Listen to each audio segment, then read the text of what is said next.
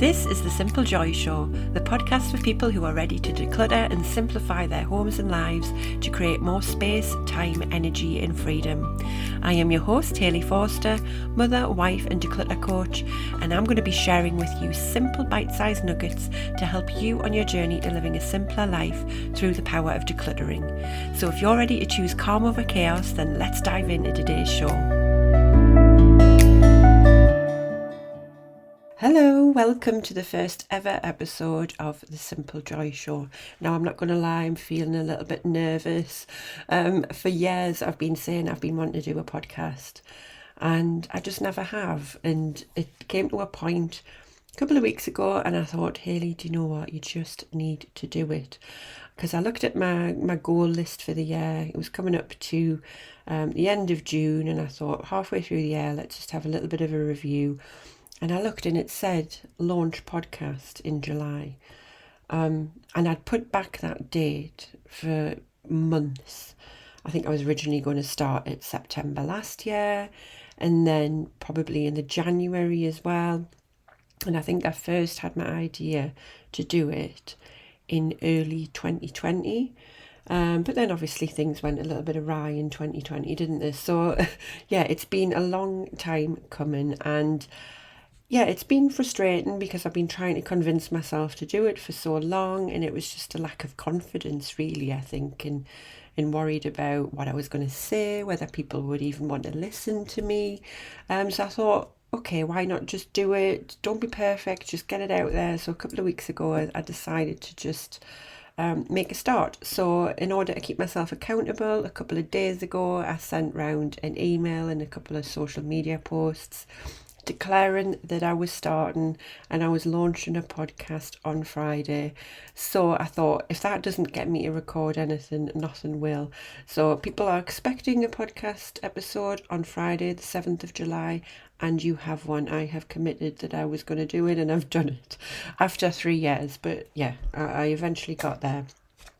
Anyway, what I would like to dive into for this first ever episode is just to talk a little bit about me, my story, and how I got to do what I do as a declutter coach, because I think having that perspective and information up front is just useful for you to understand why I'm so passionate about it and why decluttering and minimalism is something that you should consider for your lifestyle. And obviously by listening to this podcast, you've already thought that it is something that you need to do anyhow, or you may be in the process of doing it.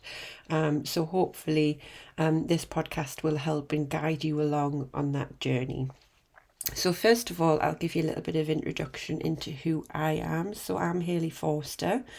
I'm originally from Newcastle, which is in the northeast of England, and I have 2 young daughters. I've got my eldest Annabelle and my youngest Poppy. I'm married to my husband Pete, and we have been together since we're 17, high school sweethearts. Well, he wasn't in the same school as me, but I met him when I was at high school. And yeah, we've been together ever since, and had 2 beautiful young children. I've also got 3 very furry pets. I've got 2 dogs, Dougie and Daisy, and Artie, who is a Siberian cat. And I say very furry because I feel like I spend my life picking their hairs up off the floor, which is very frustrating. But anyway, I digress. So yeah, I'm originally from Newcastle. We now live in West Yorkshire near Leeds, and that is something that we did about 8 years ago now, for my career, because my corporate career from the past is that I'm a fragrance designer. So I originally done forensic science at university, believe it or not. It's completely not related to where I've went in my life at all, but it was a subject that was very intriguing to me. So I'd done forensic science at university, absolutely loved it, but I didn't want to do that as a career. So I then just started to apply for research chemist roles, and I ended up falling into the fragrance industry, and I became a fragrance designer with a company called Procter & Gamble, and I was there for about 10 years. working on designing fragrances for lots of brands that you're probably more than aware of that are in your cupboards at home. Things like Ariel and Fairy and Daz and Pantene, things like that. And after 10 years, I got headhunted by a company called Unilever, and that is when we moved down to Leeds, down to West Yorkshire with my family to start a new job there where I was the fragrance manager for deodorants, the deodorant category. So I was working on things such as Dove, Sure, Lynx, Impulse, things like that. And after about 2.5 years there, I decided corporate was definitely not the place for me anymore. I think I had my fill of corporate life, and I quit that, became self-employed, and I have never looked back since, really. And I've got a couple of businesses, one being consultancy for fragrances that is sporadic but very, very intriguing and allows me to travel the world, which is very exciting. I'm also a digital marketing person who looks after people's social media and such for their businesses. I suppose that's the best way to describe it. And I am a declutter coach, so I help people declutter their homes.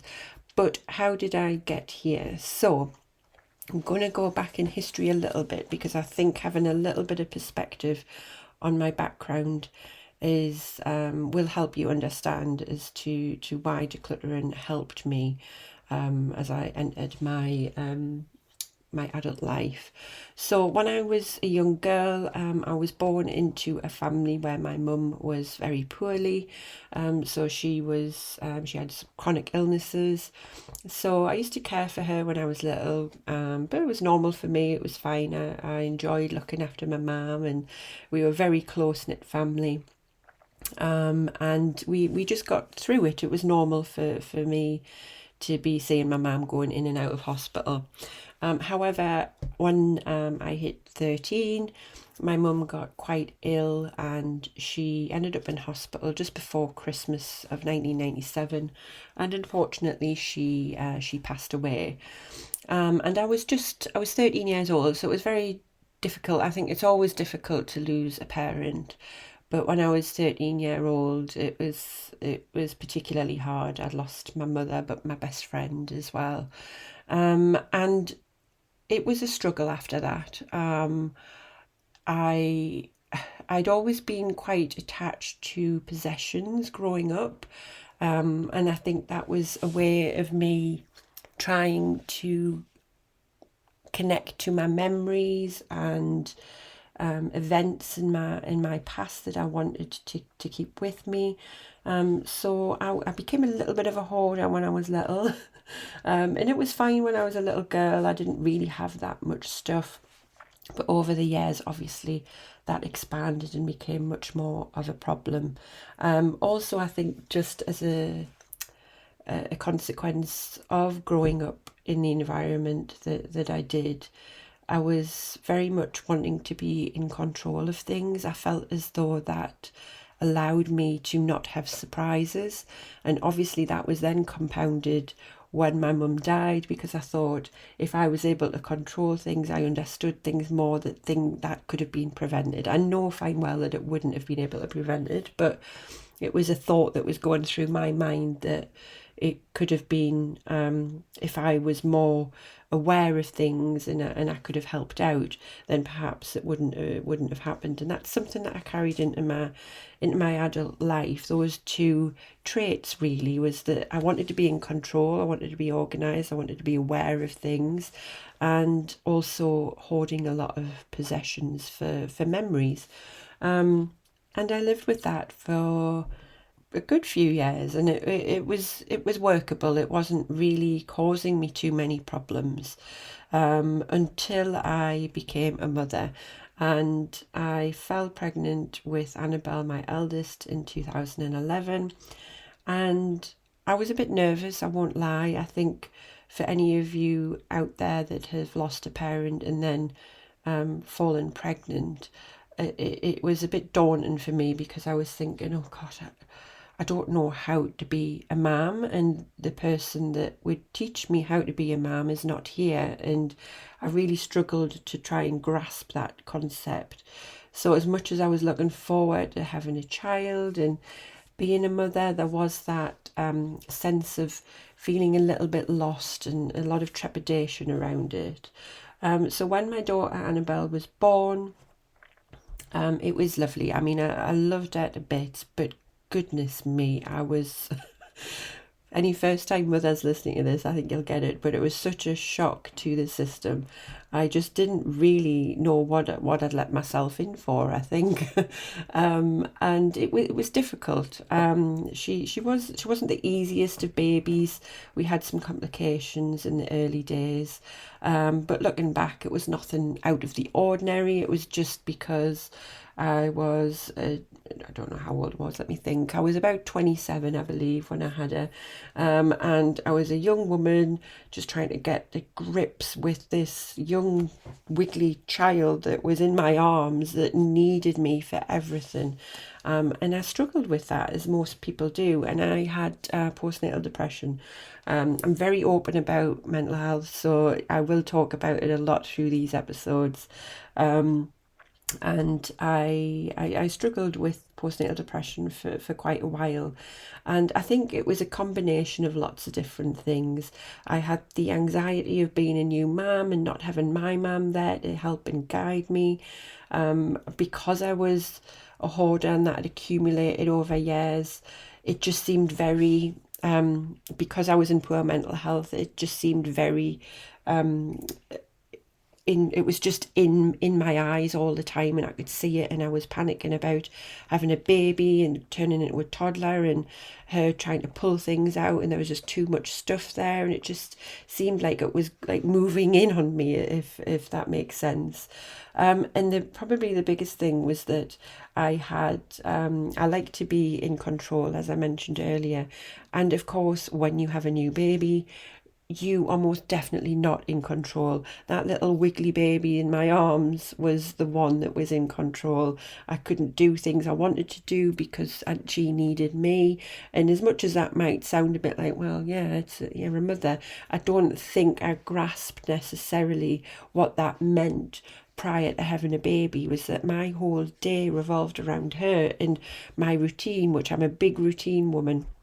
And I always had been since I was younger. I think it was kind of trying to have some sense of normality and making sure things would run smoothly. That just didn't happen anymore because I had this little baby that just needed me at different points of the day. There was no routine or order to it, and I was very, very anxious and confused about that and didn't really know how to handle it. So all of those kind of three things kind of it got to me, and it was really draining me. And then that just on top of just trying to get by normal day-to-day activities. Like I'd had about 9 months off work, so I didn't have work to worry about, but there was the normal kind of home life admin, things like that I needed to keep on top of. And it was just so overwhelming to me. And I had a few years of mental health problems up until that point, and then the postnatal depression really kind of took it to a different level. And I'm not ashamed to say that I probably reached the lowest point I have ever reached with my mental health at that point. I was incredibly low. And as much as I'd become a new mother and I was looking around and people were like, oh, you should be so happy you've got a new baby and it's a wonderful time and they're only little for so long, I couldn't really see the joy in the situation. I was really struggling with it. And it got to the point where I was just so incredibly low. I didn't want to leave the house. I would have panic attacks. And I just didn't want to be here. And as much as that is difficult for me to talk about sometimes, I think it's very important to discuss that when you're a new mum, all of these emotions come flooding at you that you don't necessarily expect. And it was hard for me to deal with, and I didn't necessarily have anyone there to be my sounding board. Didn't have my mum, and that compounded everything for me, and I just felt so low. And really, the turning point for me was a day that I was incredibly low, and I thought I need to distract myself from some of these negative thoughts that are going through my head. So I sat playing around on YouTube, which is the thing you do when you're bored, don't you? Sitting on the toilet. You think, what should I watch? Let's watch some stupid cat videos or something like that. Cats getting scared by cucumbers, perhaps. And I stumbled across a video that I watched, and I've got it on my website. I've got a blog post about this particular day, and it's called "The Day Captain America Saved My Life." So I'll link to that in the show notes if you want to watch the actual video. But it was with an interview with the guy who plays Captain America, Chris Evans, and it was quite I suppose, a unique celebrity interview in the fact that it wasn't necessarily talking about losing my mouth there, particular movies that he was doing or how he was bulking up to be Captain America or anything like that. It was a lot deeper than that. And one of the questions that he was asked was, what advice would you give your 12-year-old self if you could go back? And his advice was very, very simple. And the only words he said were shh. And it really resonated with me. I kind of stopped the video. I thought about it for a few minutes, and then I listened to it again, and then I listened to his explanation of it. And it really struck a chord with me. And I think that's exactly what I needed to hear at that moment in time. Because what he was meaning was that we have so many things in our lives that are telling us how we should feel and how we should act and what we should do, that can just be so overwhelming and restrictive, and it can cause you to feel that you're inadequate and that you're not good enough and that there's something wrong with you. And that is exactly how I felt. I felt so overwhelmed with everything in my life.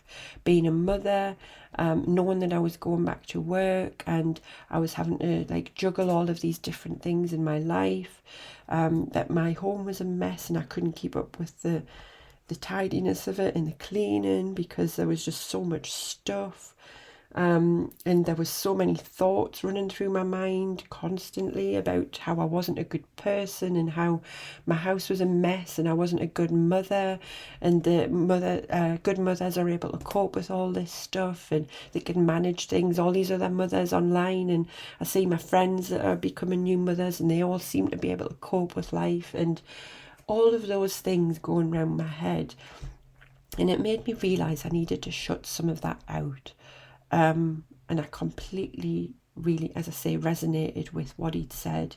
And at that point, it was a massive change for me. I was like, right, this is something I need to look into and I need to make changes, because if I don't, we're going to end up in a very bad place. And from that moment on, I researched the concept of minimalism, try to really understand what it was and how I could try and bring it into my life.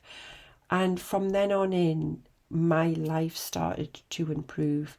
I decided for me the easiest spot to try and tackle first was my possessions, because really that was the part of my life that was causing me the most stress at that moment in time. Because, as I say, one of the thoughts that was going through my head is that I can't keep a home. What kind of mother, it's very old fashioned of me, but what kind of mother can't keep a home? My home is messy, it's untidy, it's unclean, I've got a young baby, what am I doing? So I thought that for me was a really good place to tackle.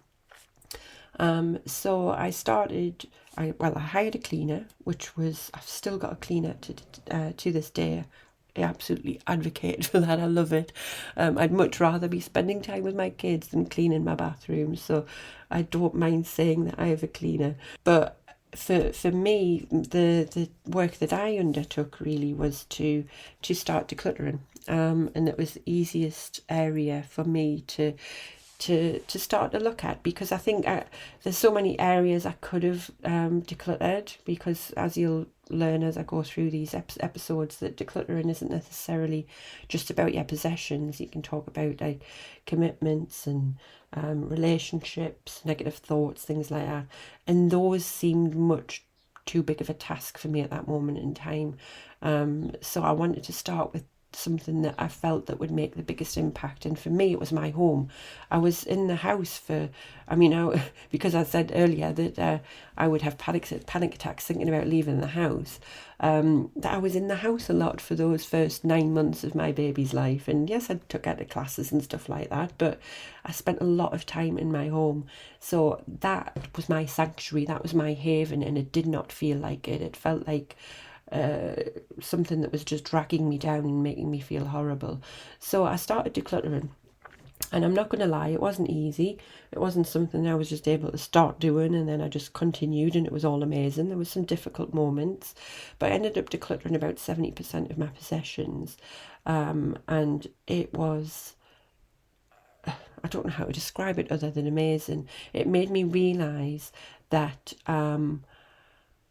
I didn't need all of the stuff that was in my house. I was holding on to all of these things, but I didn't need them. And actually, not having them in my house made me feel a hell of a lot better. There was a lot of things I was keeping that had either some memories I didn't want to have, or were making me have negative thoughts about myself, or just making life difficult. Like you want to look for something like, oh, I want to wrap a present, and you try to find the sellotape and you've just got no idea where it is, and you end up buying another roll and you end up with 20 rolls of sellotape in your cupboard, and it's like just things like that. It was just annoying. It was, my home wasn't somewhere where I could relax in and enjoy. It was somewhere that was just a chore. And actually, it became so much more enjoyable when I was able to move freely around my house, when I was able to find things, when everything that I had in my house, something that I used or something that I loved, something that gave me good memories. That is where I got to, and it took a long time. It took a few years. It took a lot of hard work, but I got there. And as I was going through that process, actually, I realised, wow, this feels amazing. Like, what other areas can I get rid of things that are just like dead weight? So I started decluttering other things. I was going through my calendar and looking at things that I'd committed myself to, and I started to get rid of things that I wasn't necessarily enjoying. Any relationships that were kind of dragging me down and not making me feel my best self, I would just kind of like step back from a little bit. And because of this, I really started to create a lot more white space in my day. And that is what really changed my life. So I say decluttering saved my life. It really did, because decluttering caused this knock-on effect of me being able to find so much more space, so much more time, so much more energy in myself as well, that then allowed me to explore different areas of my life. And initially there was a period of where there was this white space and it terrified me a little bit. I was like, oh my God, like I'm left alone with my thoughts, and it was actually pretty scary at first, because I was like, oh, I don't think I like this. But actually, what it allowed me to do was just to process some of those feelings a little bit that I was having, and I really felt like I could process my grief from my childhood so much easier, without having all these things to distract me, because I think I was keeping my calendar and my life just so busy, because I was trying to stay away from those negative thoughts and those negative feelings I was getting from my childhood. And it was doing its effect, because I was forgetting how I felt, but it wasn't addressing the problems I was having, and it was just compounding it. It was making it worse. So actually I had a period of where I had this white space, and I went through some really deep thoughts with myself. I had some counselling, and it was like I felt like I was decluttering those as well, which was amazing. It was well overdue, and it was a lot of trauma that I was kind of releasing in a way. And fast forward to now, I am just so much happier than I ever have been. In looking back on it, it's because I really focused on having less in my life. And to some people that might sound a bit like, oh God, well, how dull is that? But actually for me, it was about having less of the things in my life that were taking me away from the things that I wanted to do, the things that I wanted to be. So having less in my life allowed me to focus on the bigger things in life. I was able to feel more joy because I was spending more time with my family. I was able to follow dreams perhaps that I'd had for a long time. I always wanted to be self-employed, but having that white space in my life really allowed me to kind of process what I wanted to do, what I needed to do, and actually take action to it as well. So when I say decluttering saved my life, I really mean it, because I went from feeling lost, feeling desperate in a way, to being really content and really happy. And I think that would be the biggest word for me, is content. I just feel so relaxed and calm with life now, and I can take things in my stride. I used to be very uptight. I would be tightly wound and very anxious and worrying about things all the time, and very, I suppose, anal with my organisation and worrying about things that might happen. Whereas now I'm just so much more relaxed, and I'm able to just tackle things. And that's because I've created more kind of time and space in my life. That yes, life will throw us crap. Life will throw things at us that aren't necessarily joyful all of the time. But because I've got that space, time and energy in my life and in my days, I'm able to perhaps handle those in a much better way than I would have done in the past. And it's so much healthier for me. I feel, as much as I have struggled with physical health, I caught COVID in the very early days of 2020. So physically, I'm not in the greatest health that I ever have been, but mentally and emotionally, I feel the healthiest I ever have done because of that decluttering. Now, I'm not saying that you have to feel as low as I did in the early days for decluttering to make a big impact on your life. I urge you really to make some changes now before it gets to that point. So if you're the type of person where your home causes you stress, it causes you anxiety, really now is the time for you to really start to slow down, simplify things a little bit. Look at decluttering your home. What to-dos and commitments can you start reducing? And really just understand what it is in life that you love, what it is that you want to focus on, and really start to get rid of everything else that isn't that. That's essentially what it is. It's taking the dead weight from your life, the things that you don't like doing, the things that you don't want, the things that you don't need, and getting rid of them so that you can fill your life with all the stuff that you love doing, that you want to do, and build it up and spend so much more time on it. And that really is life changing. So if you're feeling as though you're trapped, like I did, then I really would urge you to start making some changes. And that's what this podcast is really going to help you to do. I'm going to try and give you some really bite-sized snippets of how to get started. We'll talk about lots of different areas. So the decluttering your home, organising your home, but also looking at things like digital decluttering, your to-dos, your commitments, mindset things as well. And really, that is what my mission is to help you find more time, more space, more energy, and live a more joyful life at the end of the day. And that is what I hope this podcast will allow you to do. And I just want to urge you that living a simple life with a young family, because I've got 2 young kids, I've got 3 pets, and they're all very messy, those 5 living creatures that live in my house. And it's, for me, it's not about having a picture perfect home that will be on the cover of Home Beautiful.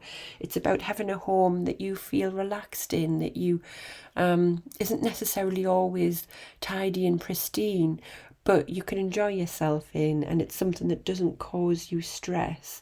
And living that kind of lifestyle with a young family in this modern day era might feel as though it's impossible for you, but I promise you it's not.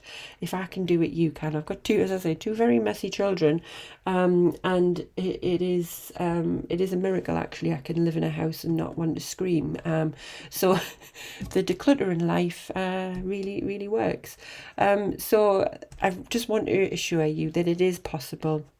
But just start off small. You want to make it sustainable, and we'll cover on different episodes exactly how to do that.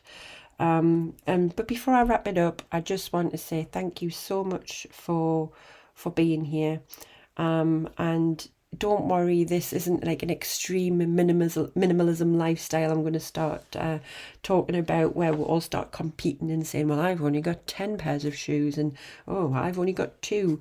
For me, it's very much about having a lived in home that feels clutter-free, it feels organised, it brings you comfort, it eases your anxiety, and it's not just a stark white home with nothing in it and no soul and no personality. My home's a family home. It's filled with love, laughter, and yes, it's got a little bit of mess in it as well, but who cares? We're kind of living our lives out here, so it's going to be a little bit messy at points. But it's streamlined, it's organised, it doesn't cause me anxiety, and that's really what Simple Joy is all about and what this podcast's all about. So I'm glad that you're here with me on this journey. I'm going to help you kind of rediscover yourself in a way. With that white space, find yourself again, find what you want to do, find how you want to live your life. So thank you so much for joining me on the very first episode of the Simple Joy Show. I will be back every Friday with some lovely nuggets about minimalism, decluttering, and how to live a simpler life. But until next time, let's keep things simple and find joy in every day. Speak to you soon.